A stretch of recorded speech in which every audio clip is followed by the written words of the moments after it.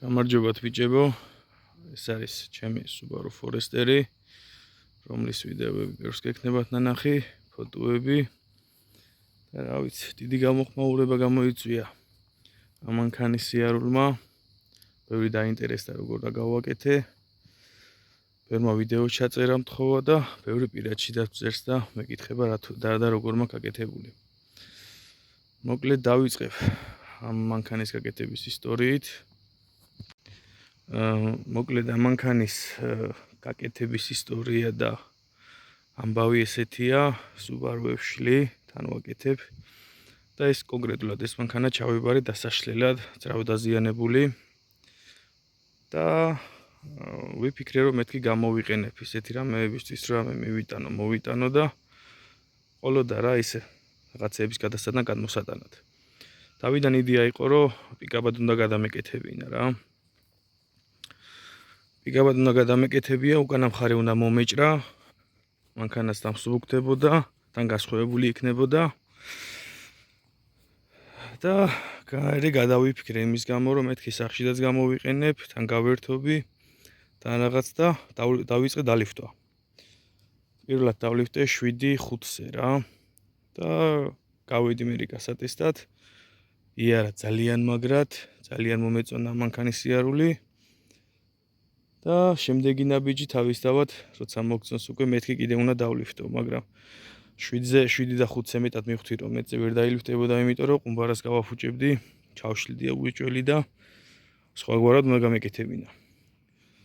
დავიწყე ტრავესის დაწევა, უკანა მხარე ძალიან ადვილად დაიშვა, პრობლემა არ არის უკანა მხრის დაწევა. მაგრამ როცა მივედი წინა მხარეს, ტრავესი დაუშვი და კრესტავინის დაგრძელება მომთხოვა. დავაგრძელე კრესტავინა, გადავჭერი, გადავადუღე და შემდეგ შლანგების დაგრძელება დაჭირდა კაპოტში, დაჭირდა უკანა პადუშკა, კაროფკაზე რაც აყენია პლასმასის პადუშკა, იმის მოხსნა რა. ძალიან ცუდი ვქენი რომ მოხსენი. მეგვენებით ისევე გადავაკეთე და დავაყენე. მაგასაც აგიხსნე ცოტა ხანში რატო. დავლიფტე 14-12-ზე. გამოვიდა ძალიან მაგარი, ცოტა დიდი საბურავი დაუყენე და გასართობად უკვე კარგი გამოვიდა. წავედი, გავსინჯე ყველაფერი, გავიარე, გამოვიარე, მაგრად იარა. მაგრამ უკვე დამეწყო პრობლემები. პრობლემები რასთან? კი ვიცით, საქართველოში ცოტა არის დალიფტული Subaru, მით უმეტეს ამ სიმაღლეზე. იმ დროს მე როცა დავიწყე 2 წლის წინ დავიწყე სადღაც. არ იყო ამდენი კიდე და დავიწყე დალიფტვები. გიტარებს დაუდევი, დავწიე ძირს, აი ამ ადგილში სადღაც დაუდევი შაიბები. რომ საბურავი დიდი შესულიყო არკაში. ეგ როცა დაუდებ, უფრო დიდი საბურავი შედის არკაში და სივრცე მომცა მაგისთვის. დაუდევი, მაგრამ დაიწყო ყუმბარების გამოგდება. სავარაუდოდ კი არა და სავარაუდოდ დიდზე დაუდევი და ყუმბარას წევდა გარეთ და აგდებდა. ან ხანში და მხარეს, ხან გარე მხარეს, ბევრჯერ ბუქსირით, უკანა ხიდით მოსულ ვარ სახლამდე. ძალიან ბევრი ყუმბარა ჩაიშალა ამის ტესტირებაში, ძალიან ბევრი ხიდიც გამეფუჭებია და რა ვიცი, ბევრი პრობლემა შემხდერია. ამიტომ გეუბნებით, რომ აი იმ ადგილში როცა უდებთ, ძალიან დიდი შაიბა არ უნდა გამოიყენოთ, უნდა გასაზღვროთ ზუსტად რამხელა შაიბა ჭირდება, არც ძალიან შიგნით უნდა იყოს, არც ძალიან გარეთ. თორე შიგნით როცა არის, წაიწევა ახლა ბოლოს ავწიე 18-17-ზე მაქვს აწეული. შიდა მხარეს აწვებოდა ყუმბარა და ქონდა ვიბრაციები. ჰაერში რო საბურავებს ავწევდი, მაგალითად პადიონიკზე რო ავწიე, მანქანა დავატრიალე, საბურავები აღარ ტრიალობდა. იმიტომ რომ ყუმბარა იდგა არასწორ პოზიციაში და შიგნით აწვებოდა თან. მაგ პრობლემა მოვაგვარე იმით, რომ ეგ შაიბები რომ მედო და მივედი იმ დასკვნამდე, რომ ეგ შაიბები უნდა მომიხსნა, მოხსენე ეგ შაიბები, საბურავები ცოტა პატარა დავაყენე ისე 28 ინჩიანები და ცოტა ხანს ეგრე ვიარე. მაგრამ მე ხვდებოდი, რომ სიმაღლე არ მყოფნი და არ იყო იმ სიმაღლეზე, რომ როგორც მინდოდა ისე ვეღარ დადიოდა და გადავწყვიტე კიდე უნდა დამელიფტა.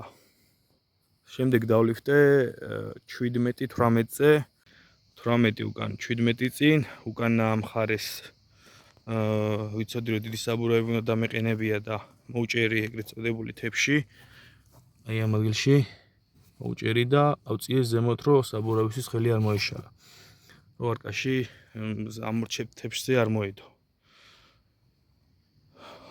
და მთლიანობაში უკან გამოვიდა სადღაც 21-22 სანტიმეტრი აწეული წინ დავაყენე რეგულებადი ამორტიზატორები ტეინები და რა ვიცი, კარგი გამოვიდა.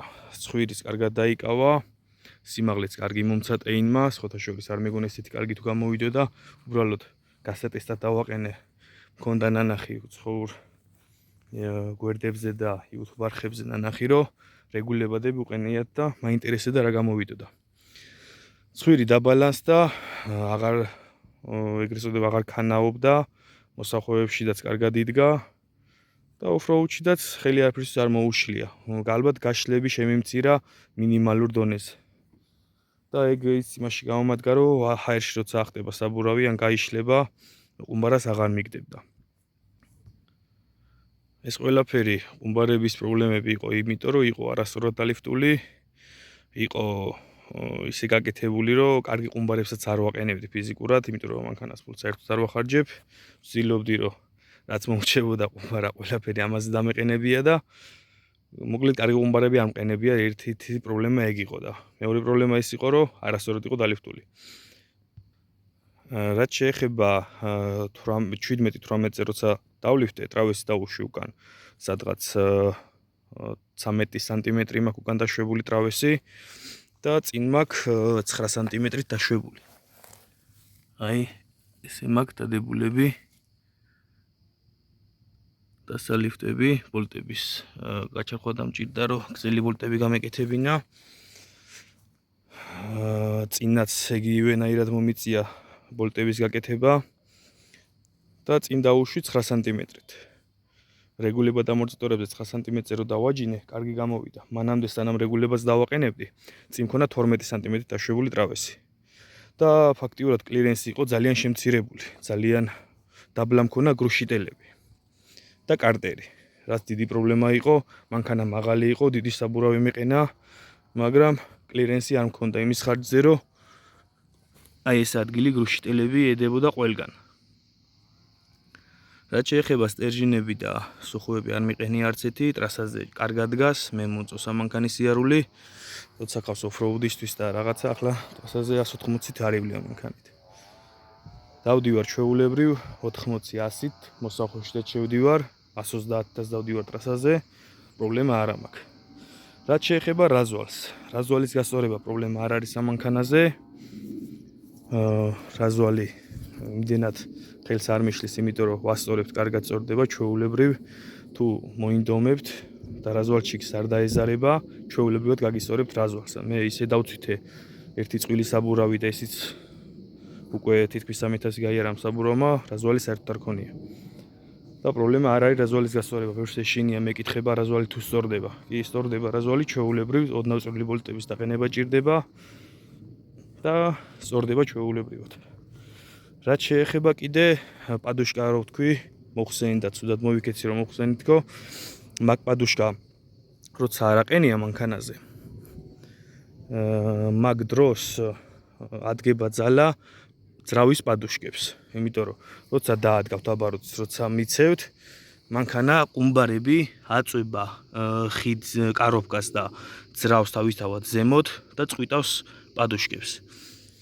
პადუშკა რომ მოწყდება, მერე იწყება პრობლემები, იმიტომ რომ რამდენი მიცევ გას, სადღაც 5 სანტიმეტრით იწეოდა ძრავი ზემოთ. სადღაც 5 სანტიმეტრით მიდიოდა ძრავი ზემოთ, ყუმბარა სხვა პოზიციაში დგებოდა და ტეხავდა შიდა ყუმბარას. ეგის ერთ-ერთი პრობლემა იყო. ეხლა მოკლედ რო შევაჯამო, დალიფტვა, კარგა ხანი აღარც ყუმბარა გამფუჭებია, აღარც სხვა დეტალები, არაფერი საერთოდ, იმიტომ რომ 2 წელია ვაწყობ ამანქანას, ნელ-ნელა ყველაფერი მივხვდი რა როგორ უნდა ყოფილიყო ზუსტად და კარგი გამოვიდა ესე რო ვთქვათ.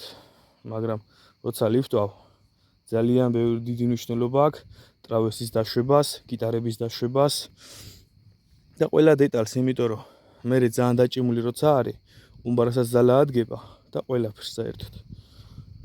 ახლა უნდა გაჩვენოთ კიდე უკან, როცა დავლიფტე. აი ეს ამ გიტარის გადაჭრა და დაგრძელება მომიწია, რადგან საბურავი უკვე ედებოდა აი ამ ადგილში. როცა უკანა მხარეს წევ, ამორტიზატორი დგება სხვანაირად და წინ ეკაჩება. მაგის გამო დამჭირდა იმის გადაჭრა, დაგრძელება და ეხლა ამორტიზატორებს ისე ცვლია მანქანაზე. როგორც ქარხნულ მანქანაზე საერთოდ არ არის დაჭიმული, ჩვეულებრივ ვაცვლი, ხსნი და ვაყენებ. იმიტომ რომ ერთი პრობლემა არის კიდე, რომ ის გიტარა, რომელიც დავაგრძელე, ედება ამ ორ გიტარიდან ერთ-ერთს, უკანა გიტარას, აი იმ ადგილში. ედება და ამორტიზატორის შეცვლა არის საშინელება დალიფტულ მანქანაზე მაგის გამო. ავტოგენით გავაცხილე, ავი თუ ჩანს აქ. მე მგონი ჩანს. მოუღუნე და მივეც ისეთი ფორმა, რომ იმ ადგილს აღარ მოდებოდა. საბურავმა დაიწია უკან და სიმაღლეში 3 სანტიმეტრი მომიმატა სადღაც. და კარგადაც დადგა, აღარც დაჭიმულია მანქანა, რაზვალი ჩვეულებრივ სწორდება და რაზვალის გასასწორებლად გავაკეთე კიდე ესეთი რამე. გადავჭერი შტანგა, ტრუბა არის შიგნით, ჩავდევი რეზმა მოვჭერი, ჩაუშვი შიგნით რეზმიანი ბოლტი და ჩვეულებრივად მოხსნი დაატრიალებ და როგორაცაც გინდა ისე გააკეთებ. უძლებს არ იღუნება, არ ტყდება, პრობლემა არ არის. შიგნით ორივე მხარეს უნდა მომეჭრა, მაგრამ მინჩი კი ვერ ვიშოვე ორივე მხარეს და სამ მხარეს გამწუთას. ორივე მხარეს თუ მოჭრით, უფრო იდეალური და უფრო კარგი გამოვა. და უკანა მხარეს რაზვალის გასწორებაც პრობლემა აღარ იქნება არანაირი. რაზვალის გასწორება ესეც პრობლემა არ უნდა იყოს ჩემი აზრით, თუ რაზვალში არ დაეზარება და თქვენს მოინდომებთ და ცოტა ეხერხებათ და ვინც თქვენით აკეთებთ, რა ვიცი.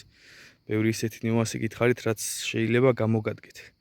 ვიდეოს პირველად ვიღებ, რა ვიცი, საუბარი ცოტა შეიძლება რაღაცები მეშლებოდეს.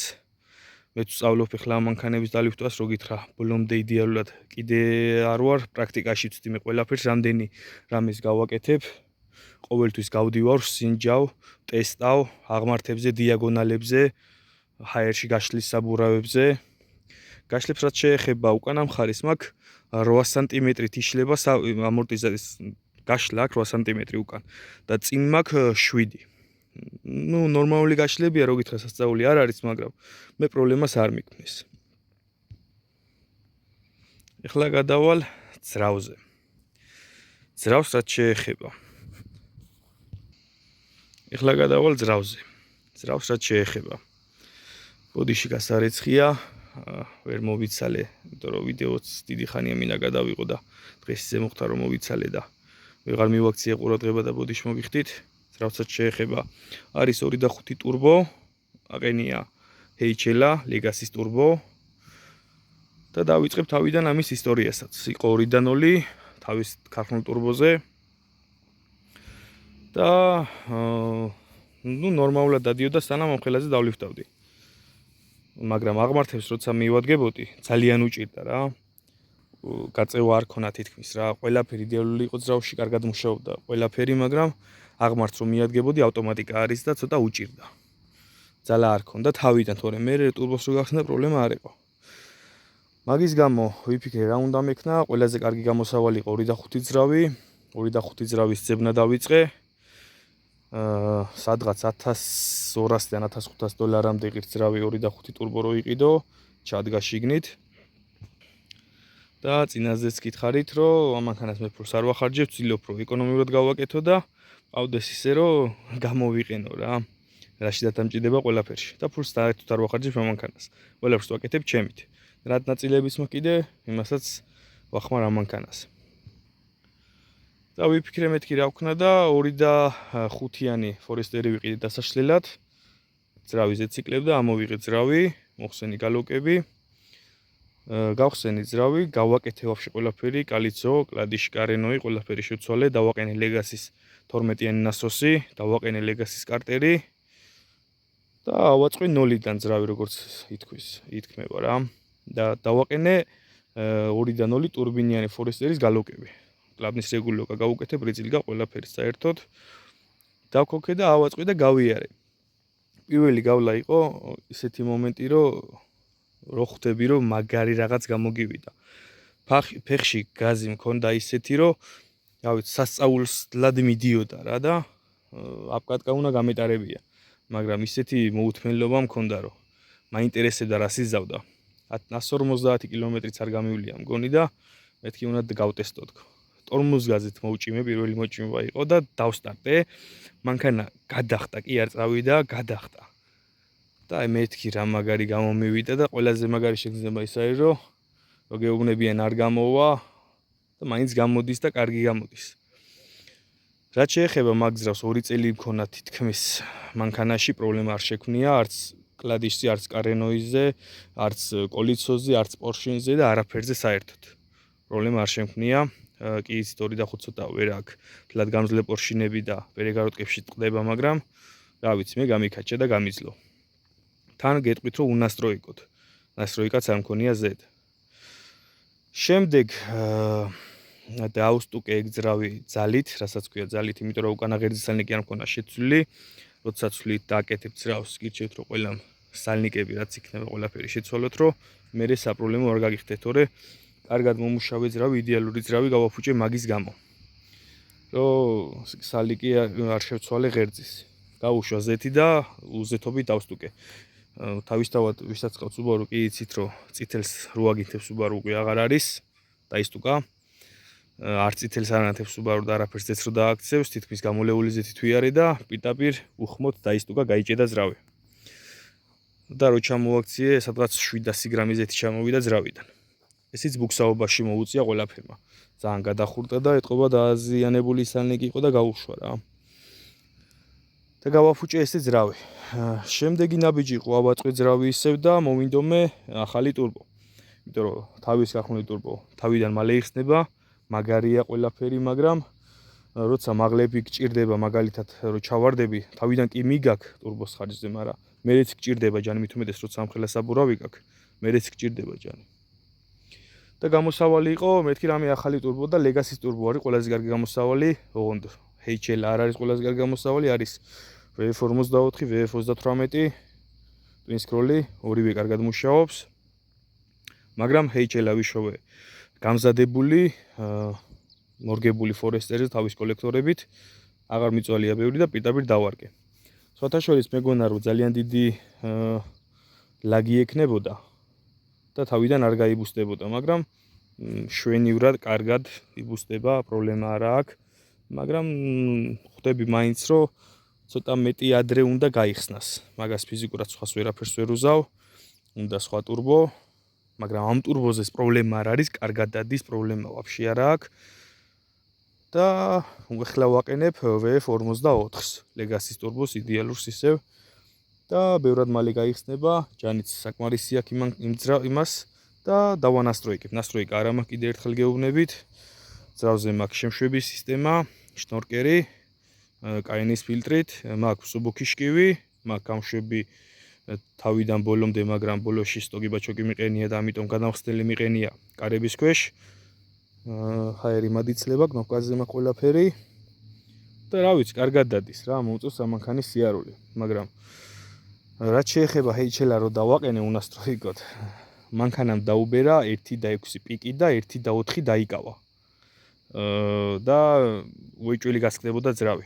აი, უეჭველის გასკდებოდა. მეორედ რომ იმედია შეიძლება გამეხეთქა. თან მით უმეტეს ლეგასის პორშინზე. Forester-ის 2 და 5-ის პორშინზე არ არის ეგეთი გამძლე. გადავწყვიტე რომ წნევა დამეწია როგორმე.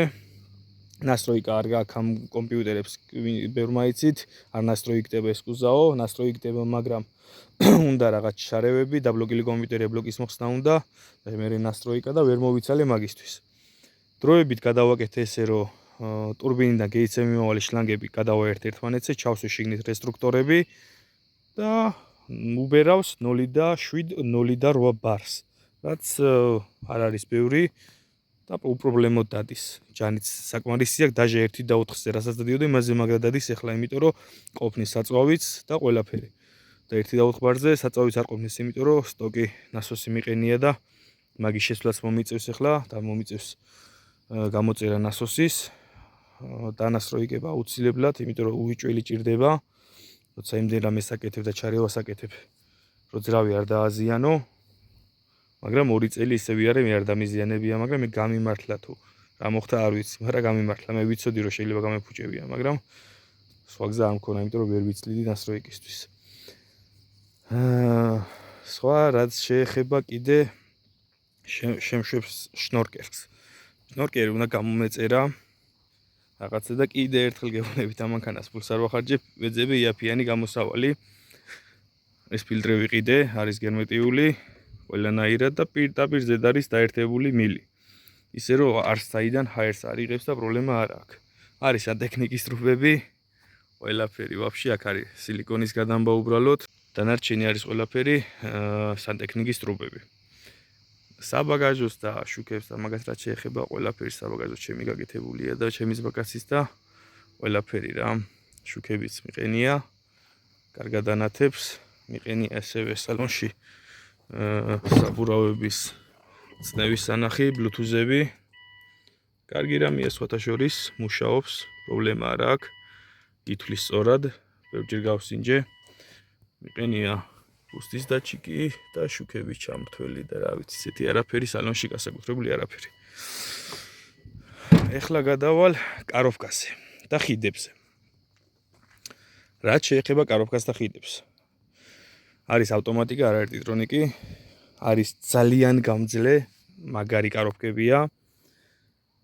ყველაფერში მაგრად გამომყვა. პრობლემა არ შეგვქნია არაფერზე ამ კაროვკას საერთოდ. მაგრამ ბლოკირება მჭირდებოდა უკან.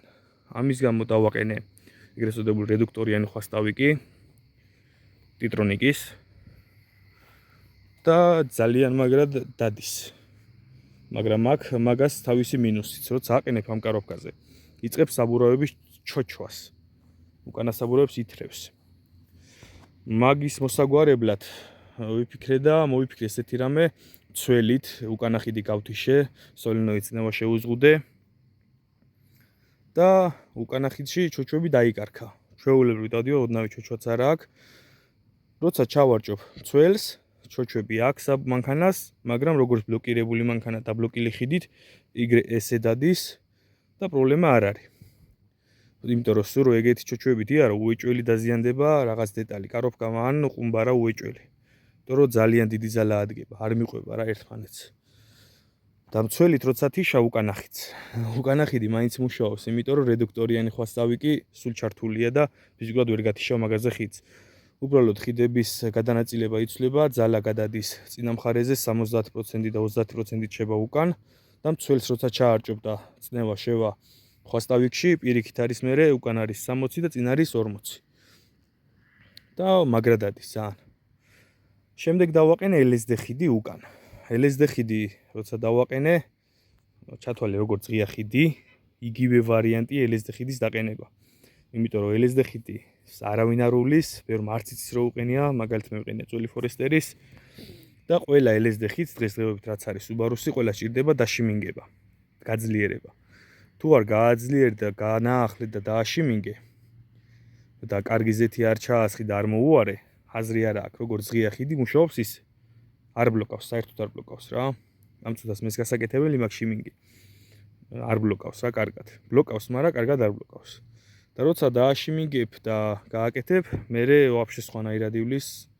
პრაქტიკაშიც ეგრე არის, ბევრ მანქანაზე მინახია და ჭირდება LSD ხიდს მოვლა რა. დისკებს და საბურავებსაც შეეხება მიყენია დისკები 10G არის, ძალიან ფართეებია და არ მომწონს, მიჩვენია რომ 8 იყოს. ძალიან ფართე დისკებია. მიყენია 31 10.5-ზე საბურავები. არკაში კარგად ეტევა, ცოტა დაკეცვები დაჭირდა, რა თქმა უნდა, ისე არ შევა არკაში. რა ვიცი, სხვა პრობლემა ისეთი, არაფერი არ შემქმნია, ამ წუთას კიდე ერთხელ გეუბნებით, დავდივარ, ძალიან დაუნდობლად დამყავს ეს მანქანა. კაროვკაც რაც შეეხება, კიდე ერთხელ დავუბრუნდები, რომ ნეიტრალიდან ვუწურავ, ვაწურიებ ბოლომდე და ვურტყავ დეში. პრობლემა არ მქონია ამ კაროვკაზე. ისეთი გამძლეა, თორე მექანიკა რაზად კარო დამაყენებია, ვიცი რომ მაგარია, ძალიან მაგრად ივლის ავტომატიკასთან შედარებით, მაგრამ მექანიკა რაზად კი აქვს თავისი მინუსებიც. პირველი მინუსი და დიდი მინუსი ის არის, რომ ცეპლენია ვერ უძლებს, კაი ცეპლენიას მოაგვარეთ და დააყენეთ რამე stage გაგიძლო შეიძლება, მაგრამ სადნი ხოდის კბილანაც, რაზად გამოწეული ჩათვალე არ უნდა აბუქსაო, თორე ამ ხილასაბურავზე მოწყვიტა აუცილებლად უკანა კბილანას, სადნი ხოდისას. და ამა კიდევ არ გავამექანიკებ, თორე გამექანიკებაც არ არის ჩემთვის პრობლემა, გავამექანიკებ, მაგრამ მე უფრო გამძლეობას და სხვა რამეს ვემხრობი. ავტომატიკა იდეალურია თუ საკმარისი ჯანი გაქვს, ავტომატიკა კაროხკა არის ამ კუზავოსთვის და ამ საქმისთვის იდეალური. და რა ვიცი, მე მგონი მოვრჩი ყველაფერს, ეს თქმაც მინდოდა. მგონი კარგი ვიდეო გამოვა, კარგად საუბარი არ ვიცი, ტელეფონით ვიღებ ჩვეულებრივად. ჯერად ამცალიე რომ სხვას მეთხოვა და ვინმე მოხმარებოდა გადამეღო. ბოდიშ მოგიხდით თუ რამე არ მოგეწონება, თუ ჩემი საუბარიც არ მოგეწონებათ და რა ვიცი. ზოგს მოეწონება, ზოგს არ მოეწონება, ინფორმაციას ვცდილობ რომ ისეთი მოგცეთ, რაც დაინტერესებულები იყავით და რაც გაინტერესებათ. თუ რამე კითხვები გექნებათ, მომწერეთ გინდა პირადში, გინდა დამიკომენტარეთ, ან ვიდეოს გადავიღებ, ან ისე გიპასუხებთ. და რა ვიცი, ვცდილობ რომ Subaru გამოვაჩინო ასპარეზზე, იმიტომ რომ მეც სულ ვეძებდი Subaru-ების ვიდეოებს ინტერნეტში და ვერ ვნახულობდი ვერსად და გული მწყდებოდა. მივლია ყველა მანქანასთან ერთად, Wrangler-თან, Patrol-თან და ყველა მანქანა Pajero-ებთან, რავი, რაც კი უფრო უჩით ადის, ყველაფერთან ერთად მაქვს ნასიარულები ამ მანქანით. ჯობებაზე და სხვა რამეზე არ გადავალ, იმიტომ რომ რა ვიცი, სხვა თემა არის, სხვა 1000 აზრი არის, ჩემი პირადად ბიუჯეტურად ამაზე უკეთეს მანქანას ვერ ავაწყობდი და რაც ყავდა ის ავაწყე, მოკლედ ესე რომ ვთქვათ, ბიუჯეტურად. რაც შეეხება მოკლედ ეს იყო ყველაფერი ბიჭებო. მშვიდობიანი ოფროუდი ყველას, ვისაც გიყვართ Subaru-ები და თუ რამე კითხვა გექნებათ, დაინტერესებული იქნებით რამით, მომწერეთ, რაც შეეხება მანქანასთან დაკავშირებით და რაც შემეძლება მოგეხმარებით ყველანაირად. კიდევ ერთხელ გეუბნებით, ხელოსანი ვარ და ისედაც თუ რამე გენდომებათ, მაგაზეს მომწერეთ და არც მაგაზე იქნება პრობლემა. და კიდე პატარა თხოვნა მაქვს, ვისაც მოგწონთ ჩემი ვიდეოები, ვისაც გაინტერესებთ, გამოიწერეთ YouTube გვერდი და რა ვიცი,